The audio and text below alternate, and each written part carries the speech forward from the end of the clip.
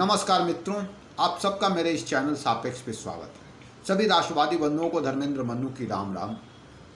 मित्रों, कल 19 तारीख को पहले फेज का चुनाव खत्म हो चुका है और सभी 102 सीटों के लिए उम्मीदवारों के भाग्य का फैसला ईवीएम मशीन में बंद हो चुका है।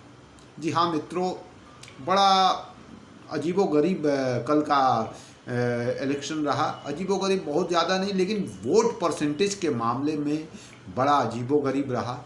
इस बार मत प्रतिशत वोटिंग का बहुत कम रहा पिछले के अपेक्षा।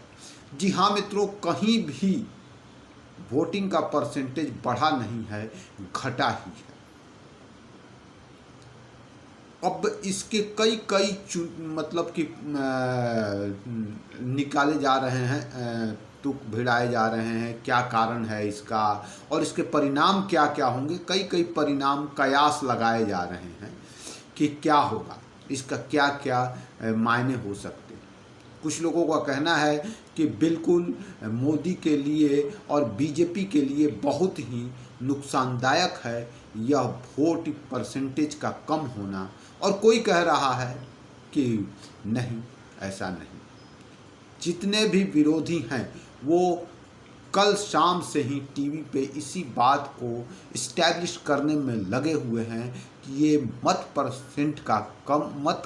की प्रतिशतता कम होना भाजपा के लिए नुकसानदायक है और भाजपा इस समय पीछे चल रही है। जी हाँ मित्रों, वो किसी न किसी बहाने मोदी को दूसरे नंबर पे करने की कोशिश में लगे हुए हैं। पहले तो बता दूं कि इस पूरे 102 सीटों में भाजपा के पास मात्र 43 सीटें थीं पिछले साल। तो पिछले साल मतलब कि पिछले 19 के चुनाव में इन 102 सीटों पे जिन जगह चुनाव हुआ था उनमें से मात्र 43 सीटें थी, और भाजपा अगर इन 43 सीटों इस बार 43 सीटें इस 102 में से जीत लेती है तो वो पिछली बार की संख्या को प्राप्त कर लेगी। उसे न कोई नुकसान होगा न फायदा होगा। लेकिन मैं यहाँ दूसरा एनालिसिस कर रहा हूँ। जी हाँ, मत परसेंटेज का कम होना सत्ता पक्ष के प्रति उदासीनता नहीं होना नहीं है। लोगों की उदासीनता सत्ता पक्ष के प्रति है, ऐसा नहीं होता। ऐसा नहीं है कि मत की प्रतिशतता कम है तो लोग मोदी जी से खफा हैं, भाजपा की सरकार से खफा हैं और वो वोट देने नहीं निकले। मेरा मानना है कि ये वोट परसेंटेज कम होने का कारण ये है कि लोग मोदी जी के काम से संतुष्ट हैं, और जो विरोधी मैं बोल रहा हूँ, जो विरोधी पहले से ही हार चुके हैं, हथियार डाल चुके हैं, वो मोदी के जीत को श्योर देखते हुए बुथ की तरफ जाने से भयभीत हैं, और इसी कारण ये मत प्रतिशतता गिरी है। जी हाँ मित्रों, मोदी का वोटर सत्ता पक्ष को समर्थन देने वाला वोटर बिल्कुल एक्टिव होकर निकला है और उसने वोट दिया है, क्योंकि उसे डर है कि मैं अगर नहीं जाऊंगा तो कहीं विपक्ष के लोग वोट देकर, ज़्यादा मात्रा में निकलकर वोट देकर हरा न दे मोदी को। जी हाँ, और मोदी ने पहले से ही अब की बार 400 पार का जो एक टारगेट दे दिया था मतदाताओं को भी, उसके समर्थक मतदाताओं को भी, तो मतदाता भी उस टारगेट को पूरा करने के लिए उत्सुक थे।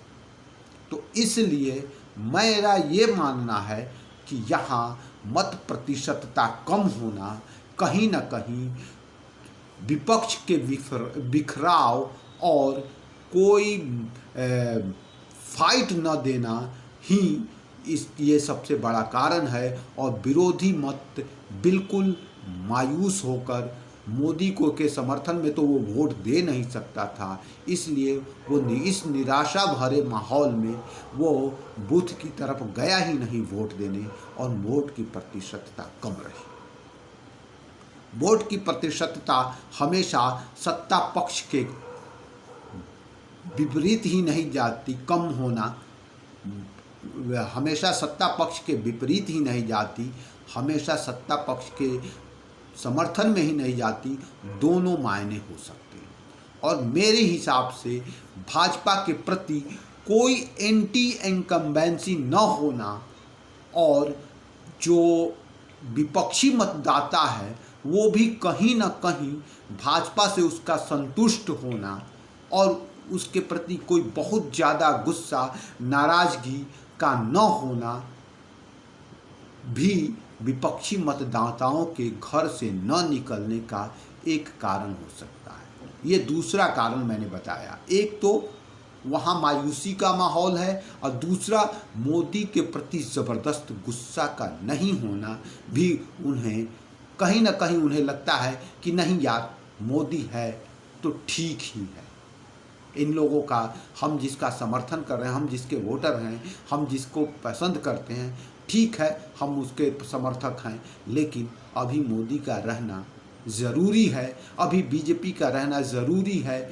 और इसमें सबसे बड़ा आग में घी का काम किया है इस पूरे इसमें, बता रहा हूँ, राम जन्मभूमि पे मंदिर निर्माण उद्घाटन और प्रभु श्री राम की प्राण प्रतिष्ठा में का विपक्षियों द्वारा जो बहिष्कार किया गया और उसके बारे में गलत कमेंट किए गए एक तरह से, तो ये सनातन मतदाता, चाहे वह भाजपा विरोधी ही क्यों ना हो,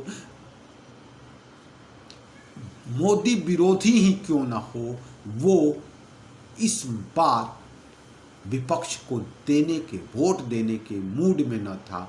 पक्ष में तो नहीं दिया, लेकिन विपक्ष को भी देने के मूड में नहीं था, इसलिए वह घर से निकला ही नहीं। विशेषकर यूपी और बिहार, वैसे तो मैं कहूँगा सारी जगहों पे 5% तक मतदाता, विपक्ष का वोटर इसी कारण घर से नहीं निकला, क्योंकि उसे राम मंदिर का विरोध नहीं सुना गया, नहीं देखा गया अपनी समर्थक पार्टियों द्वारा।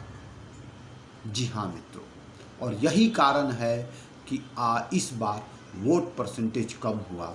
और ये वोट परसेंटेज कम होना, बता रहा हूँ, मोदी के लिए ज़बरदस्त फ़ायदे की चीज़ है, ज़बरदस्त बूम करके आएगा।